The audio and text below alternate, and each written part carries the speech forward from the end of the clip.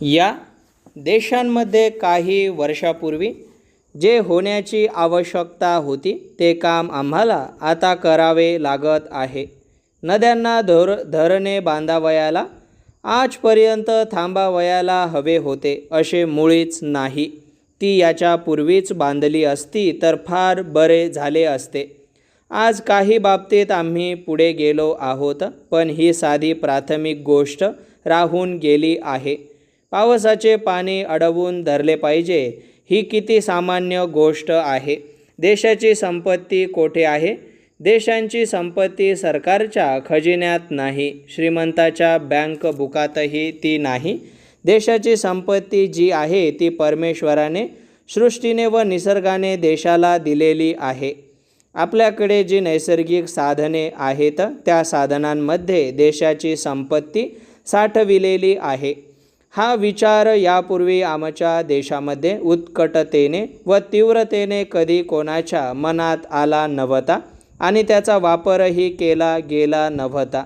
आज तो विचार प्रथम आलेला आहे. आपल्या देशामध्ये 1 एकरामध्ये 5 मन धान्य यावे आणि रशियामध्ये मात्र 1 एकरात 25 मन धान्य यावे. याचे कारण काय? रशियन माणसाला परमेश्वराने जास्त अक्कल दिली आहे आणि आपल्या माणसाला काय कमी दिली आहे?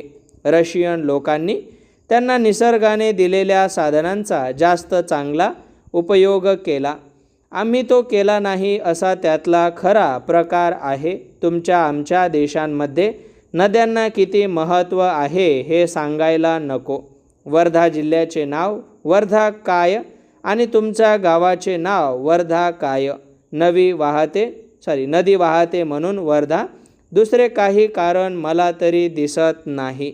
अनेक मुलुखांची नावे नद्यांमुळेच पडली आहेत. नद्या हेच आमचे जीवन आहे. आपण सर्व नद्यांना लोकमाता म्हणतो.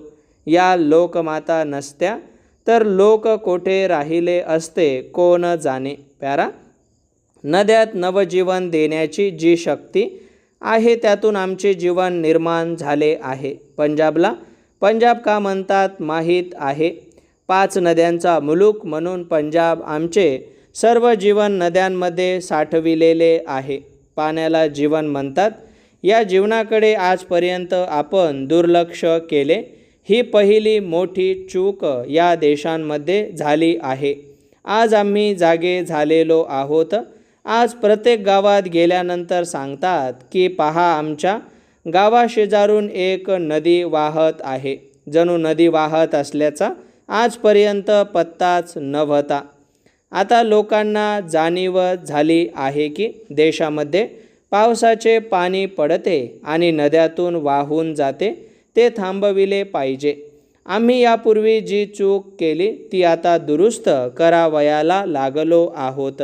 निसर्गाने दिलेल्या या पाण्याचा उपयोग लोकांचे जीवन समृद्ध करण्याकडे आम्ही आजवर प्रयत्न कधी केलाच नाही.